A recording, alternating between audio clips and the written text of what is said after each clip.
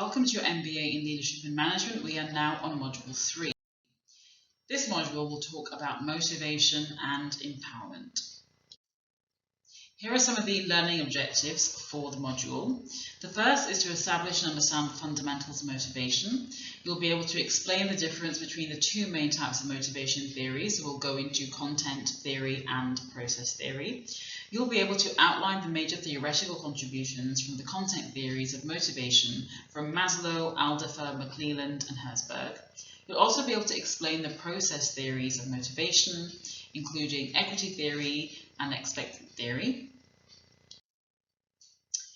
You'll then be able to explain how managers can use an integrated model of content and process motivation theories to enhance productivity and the maintenance of resource. You'll be able to explain how self-concept and personal values can add to our understanding of the motivation of individual people. You'll be able to explain how to manage pay as an extrinsic reward. You'll also be able to discuss empowerment and explain how the empowerment process works. Some great objectives. Let's get started. First of all, what is motivation? For the parts of this module, we will define motivation as the force that causes the change in the level of anxiety experienced in a given situation. So, a change in anxiety level results in a change in physical and physiological activity. So, you actually expand some effort. And the application of a motivational force actually has an effect on changing the performance. So there was an experiment done called the dancing mouse experiment by Yerkes and Dodson. And effectively, they had a mouse in a maze, and they gave this mouse slightly increasing levels of electric shock to direct the mouse through the maze and get from one end into the other. However, when the electric shocks became too much, the mouse went a little bit crazy and ran around all over the place. And the mouse theory effectively explains that when you add a little bit of stress, it actually increases motivation to move. McClelland's theory of motivation, his expectation hypothesis, basically says that no matter what background we are from, we all possess the intrinsic needs of achievement, power, and affiliation, which basically means we want to achieve our goals, we want to have authority over ourselves, and we want to have social relationships. And White's comfort zone theory of motivation is that we all have a zone of comfort when everything feels familiar and it feels good. And we need to create a zone of comfort that will bring about a steady level of performance. But this comfort zone can change because if you add a bit of stress and somebody starts performing in a certain way due to stress, after some time, that state then becomes their comfort zone and they will then have a steady output of performance. So your comfort zone can actually change if you're slightly motivated. And White goes on to say that a positive motivational force actually moves a person to the optimal performance zone in which the performance increases. So they move from the comfort zone to the top of the comfort zone. But a negative motivational force actually moves them towards a dysfunctional performance zone and moves them down into a lower level of their comfort zone. So they are demotivated in that state. Although the theory then develops into the White-Fairhurst performance hypothesis, which basically says that all performance will initially trend towards a steady state, but after a particular period of uplift of the performance, that steady state then actually develops a downward curve and leads to a performance decline. Now, how far do you agree with this theory? So what that means is the steady state performance is the comfort zone, and it results in the change of the performance because then you start seeking another comfort zone which is either above or below the current comfort zone that you're in. The decline of performance results from the removal of a motivational force, which basically means that it has declined its impact on anxiety levels. And to sustain performance, this means that you have to apply the appropriate motivational forces on a continuing basis. So when it comes to the work environment, can you think of an example where a continuing motivational force will keep someone in their comfort zone? One example could be receiving the same salary month on month and that never increasing or decreasing, which means you're constantly in the same comfort zone state and having a very consistent output at work. Now, some research into this theory suggests that the application of a positive motivational force is actually a three-phase sequence. You have a short period of steady performance before the performance declines and occurs as a new skill, and practices are developed in a transforming phase. So there's a steady performance phase, a performance decline and new skills, and then a transforming phase as well. So in the performing phase, there is a rapid positive change in performance because the impact of new experiences and skills are experienced by the individual. Then the performance growth starts to decline because then the person is reaching a new comfort zone and the motivational force actually loses its impact, and this is called the reforming phase. And White actually observed afterwards that a second steady state performance has to exist before any more increases of performance are possible. The motivation to work refers to the forces within a person that account for the level, direction, and persistence of effort expanded at work. There are many issues today that affect motivating and empowering people at work. A lot of these issues are around job security. So will I have my job in 5 to 6 years' time? The shortage of labour, especially in an aging workforce, so a lot of older individuals are not able to find jobs because there simply are not enough jobs to go around. And the mobility of the workforce, so how well are they able to actually physically move around the different regions of where work is needed. So motivation at work in this day and age is actually quite a big challenge. Let's now have a look at the difference between content and process motivation theories. Content theories give us a profile or analyzes the individual to identify the needs that will motivate their behavior. So what are the key things an individual person is motivated by in order for us to understand them and then apply it to them to motivate them to be more productive? You can see this content theory motivation being quite apparent in Maslow's hierarchy of needs. So if we review this hierarchy of needs, the very basic needs are physiological. So these are the need for food and drink. Once you have that, you then have safety needs, which basically mean you want to be in a secure place, you want to be protected in everyday activities. Once you have that, you then move on to social needs. So you've moved above the lower order needs. And social needs are the need for love and affection and interpersonal relationships and a sense of belonging. This becomes a higher order need, of which there are 3. So when you move above the social needs, you have the esteem needs, the need of respect, prestige, recognition, some self-esteem, and a personal sense of competence. And the final higher order need that an individual will actually move on to is self-actualization. So this is the highest level. And this is to the ability to grow, to use your abilities to their fullest and at their most creative. So that is an example of a content theory of motivation from Maslow. So Alderfer's ERG theory, ERG refers to existence, relatedness, and growth, is actually quite different to Maslow's. So in Maslow's theory, the idea is that you move from one level to another. You can go down, but the idea is that you have to fulfill one level before moving to the next. But Alderfer's ERG theory actually says that you can move within the different areas quite fluidly. So existence refers to the material things that you need. That's the first 2 levels of Maslow's hierarchy. Okay, so that's physiological and safety needs or security needs. The next is the R, which is relatedness, and this is looking at interpersonal relationships. And G stands for growth, which is personal development. So existence is actually the most easily to identify and is the most concrete. Relatedness is really dependent on individuals, and growth actually also depends on the uniqueness of the individual, because one person's desire for growth is very different to another person's desire for growth, and one person's understanding of relatedness in their interpersonal relationships is quite different to another person's. And the final thing to understand about Alderfer's ERG theory is frustration repression.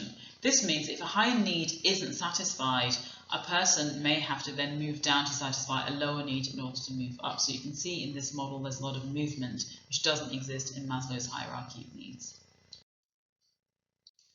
Let's now have a look at another content theory of motivation, which is Herzberg's two-factor theory, which basically looks at satisfaction and dissatisfaction in an organization. The theory here from Herzberg is that an organization can adjust the two factors to actually influence motivation in the organization of individuals. So satisfiers are motivating factors in a job. So this is what you actually do, what you actually have in your job that will help you do your job better. And the dissatisfiers or hygiene factors actually can cause the employees to feel demotivated if they don't exist. So satisfiers will be things like the salary that you receive, the goals that you achieve, the team that you work in, whereas dissatisfied will be things like the relationships that you build or company policies. So without these, the employees start to feel less motivated or demotivated. So let's now look at two process theories of motivation, which is equity theory and expectancy theory. So these were written to understand the thought process that take place in the minds of people and actually will then motivate their behavior. So equity theory talks about how people are motivated by fairness. For example, you are being paid the same for doing the same work. And equity theory is actually understood by observing others, not just working alone. So when you look at the work that you do and what you're paid for it, you will be understanding whether that's motivational for you or not if you compare yourself to others doing the same job and hopefully being paid the same to do that same job.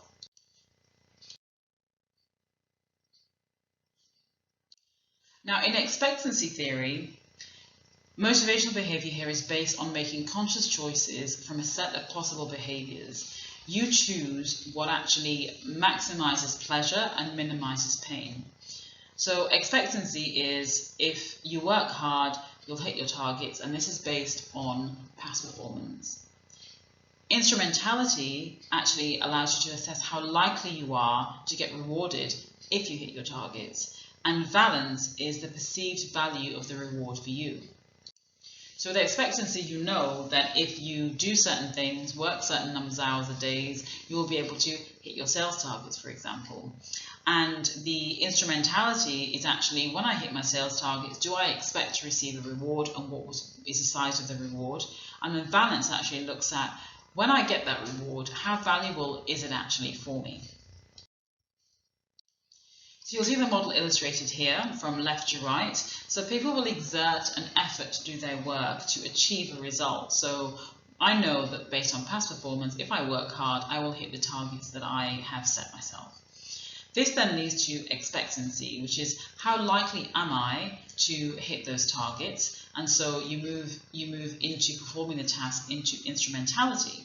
Then you realize that actually the reward of it has been given, the work-related outcomes are there, and this leads you to valence, to actually assess how happy am I with this reward, how much do I actually value it. So that's the expectancy theory of motivation. Now let's look at the implications on management when it comes to process theory. So with expectancy, the person is asking themselves, can I achieve the level of performance that is expected of me? The implication on management is to select people with the ability to do the job, train them to use that ability, support them using the resources of the organization, and actually identify performance goals so they know exactly what they're working towards.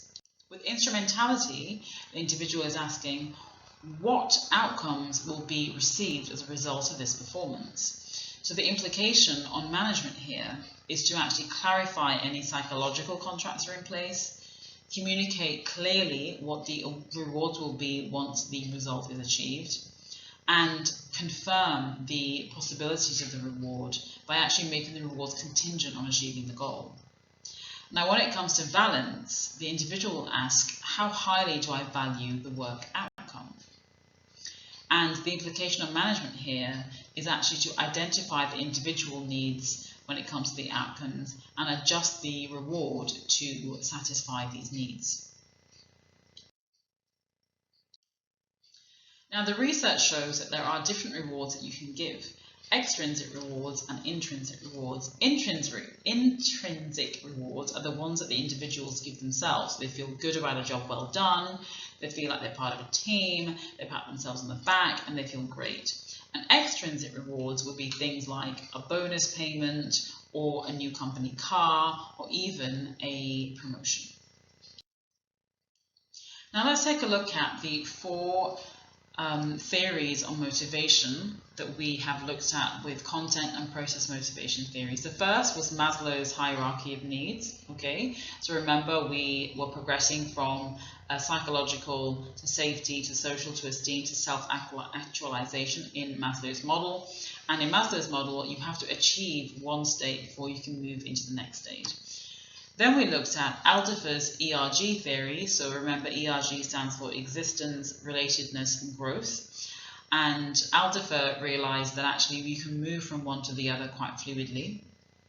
We then looked at McClelland's acquired theory needs, which basically means that no matter what our background, we all have a need for achievement, a need for power, and a need for affiliation. And affiliation is related to the interpersonal relationships that we have. And then Herzberg's 2-factor theory basically says that we have motivators as satisfiers and hygienes as dissatisfiers. So motivators are things like bonuses where we're encouraged to work harder, and the hygiene and dissatisfiers are demotivating if they're absent, for example, company policies or interpersonal relationships in the office. Let's now move into self-concept, personal values and motivation. So for the purposes of our training, self-concept is the concept that people have of themselves as physical, social or moral human beings. So it's their actual perception of themselves. When you look at pay as an extrinsic reward, which it is, where does it fit in Maslow's hierarchy? So is that physiological? Is it security? With McClelland's acquired needs, in Herzberg's hygiene and motivation, inequity theory, expectancy theory, and reinforcement theory, when you look at pay as an extrinsic reward, where do you think it sits in each of these theories?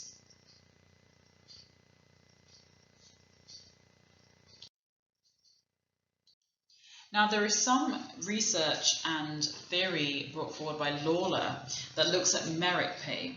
And merit pay effectively relies on a reward, a financial reward, or an extrinsic pay reward given to an individual based on realistic performance measurement. Basically, the employee also has to believe they're deserving of this particular reward, and there is a clear discrimination between high performance and low performance. But Deming then went on to criticize Lawler's merit pay idea or theory, is that the way that you measure performance can sometimes be unrealistic, and you need to have very strict ways of measuring performance in order to prove that the decision you're making in order to give that merit pay actually is a fair decision and can be applied across everyone. And sometimes this is difficult to do because one reason for someone performing well can be very different in another person.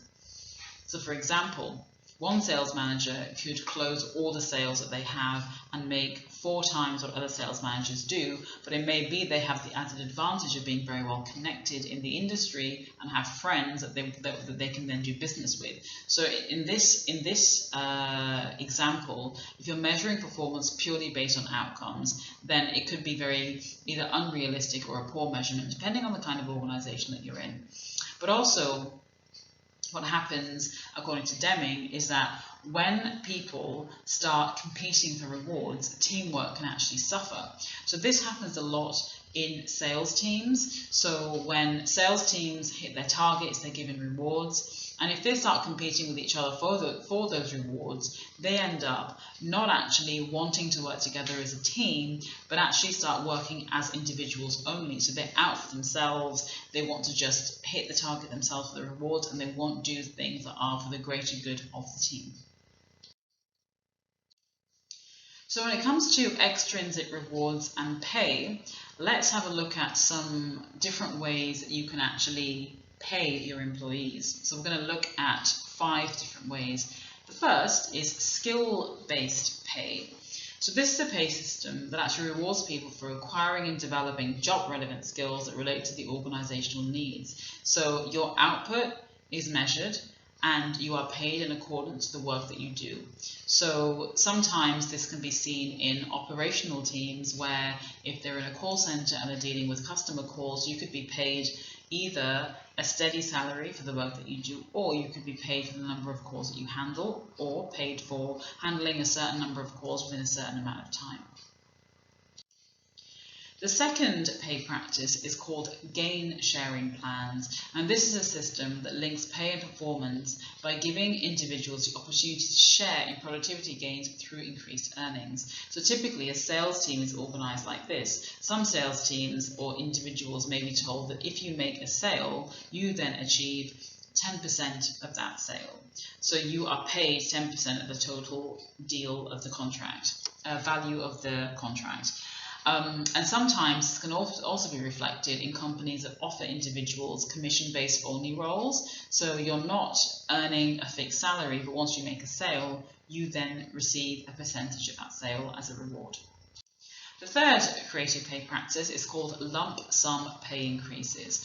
So this is a payment system where people will elect to receive their annual wages or salary increase in one or more lump sum payments. So for example, some companies will actually pay a bonus at the end of the year, and employees will accept that they will have a lower salary throughout the year and a bonus payment at the end, or sometimes they have a standard salary and the only increase they actually receive is the bonus payment they receive as a lump sum.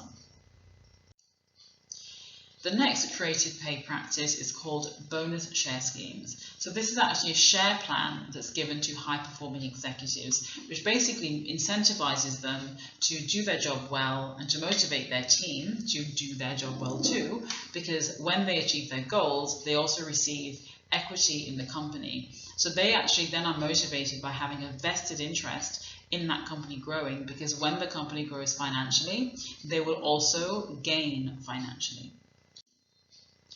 And the final creative pay practice is called a flexible benefits plan.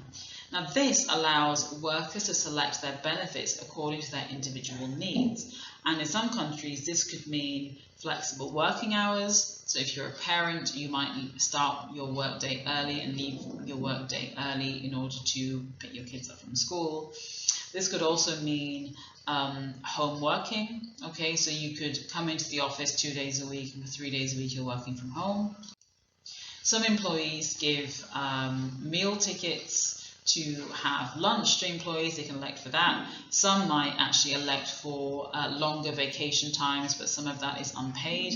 So this allows the benefits to be flexible amongst different employees, which allows them to be motivated by whatever they're motivated by as an individual. And the objective of the organization is to create those different benefit plans their employees can choose from in order to better motivate individual employees.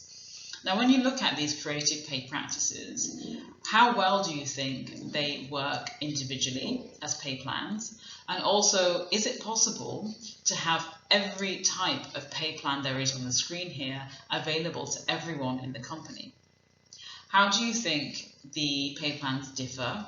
And what are the positives and negatives of each of the pay plans? And if you were an employee, how would you like to be paid? So we've looked at different theories of motivation and the different ways in which individuals can be motivated in a business in order to achieve their goals. Now let's look at empowerment. So we define empowerment as the process by which managers delegate power to employees to motivate greater responsibility in balancing the achievement of both personal and organizational goals. And self-efficacy refers to a person's belief that they can perform adequately in a situation. So this actually takes motivation one step further. This is actually taking the responsibility of motivation and putting it on the individual in the team. So they are able to feel like they have the control over their job, they have the power to make certain decisions, and they feel like they have to rely less and less on the person that's managing them, and they're trusted in order to get the job done and achieve the goals that they have been set. Now, can you think of a time when this way of motivating is not going to work well? Do you think that empowerment is something that can be applied to every single individual? Or are there people that actually would prefer to have the motivation come from somebody else and not from within themselves?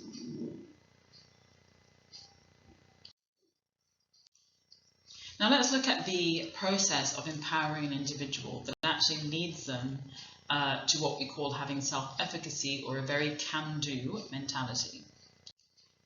The first step is to identify the conditions contributing to low self-efficacy. So why is it that the individual doesn't believe they have what it takes to do the job? Or why is it that they believe that they're not autonomous enough to do the job? So you have to understand what is currently happening in the mind of your employee, where are they currently at, and where are the gaps between where they are and where you need them to be as a leader. So once that's done, you then move on to stage 2, where you actually use some management strategies and techniques to reduce the negative impact of the factors you identified in stage 1. So does that mean that your individual team member needs some more training? Do they need some coaching? Do they need mentoring? Do they need to have somebody in their team working with them to help them build their self-belief? What is it that you need to do as a manager in order to reduce the negative impact of their low self-efficacy? Once you've done that, you then move on to stage 3, which is to provide self-efficacy information to the employer. What this means is that you will actually then empower the individual employee in order to see that they do have what it takes to do their job. And this can actually take quite a bit of time, because what you're dealing with here is behavioral change in an individual. And as I'm sure you know, behavioral change doesn't happen overnight. So you will need to communicate with the individual that they are, they are able to achieve what they want to achieve by themselves, and they're empowered to do that. And then you have to give them time in order to believe that themselves. And this then leads you into stage 4, which is to create a can-do mentality. So at this point, your individual employee feels motivated, feels like they can do their job themselves, they know exactly where they stand, they can make their own decisions, and they are empowered to do their job. And more importantly, they feel like it's all come from them. Now let's go through a quick summary of what we did today in this module. We first looked at motivating and empowering people in today's world. That can be quite challenging, especially when you have virtual teams and people are not working in the same physical location. You have the ability of people leaving jobs and starting jobs very quickly. You also have a very restricted labour market where older workers don't seem to be able to find jobs. So motivating and empowering employees can become quite challenging. We then looked at the difference between content and process motivation theories. So if you remember, in the content theory of motivation, any organization can adjust 2 factors to influence motivation. So you can either use motivators to encourage people to work harder, or you can use hygiene factors, which when they don't exist will cause employees to feel demotivated. For example, if company policies don't exist, people could feel demotivated. So that's content theory. Process theory looks at equity and expectancy theory. So that looks at people being motivated by fairness, so they're being paid to do the same job, for example. Or with expectancy theory, their behavior is based on making conscious choices from a set of possible behaviors. They will choose what maximizes pleasure and minimizes pain. So expectancy, instrumentality, and balance, if you remember those. So expectancy is if I work hard and I hit my targets, I will be rewarded. It's based on past performance. Instrumentality is I will assess how likely I am to receive the reward when I hit my target, and balance is a perceived value of the reward when I receive it. Then we looked at self-concept, personal values and motivation. So who am I? What do I think about myself? What do I know about myself? What are my values? How does that motivate me to do my job better? We then looked at 5 different ways of paying people. So this extrinsic reward of payment, how can we manage that? We looked at 5 creative ways. And the final thing we looked at is empowerment. So how do we empower individuals in order to do their job effectively? And that brings us to the end of the module.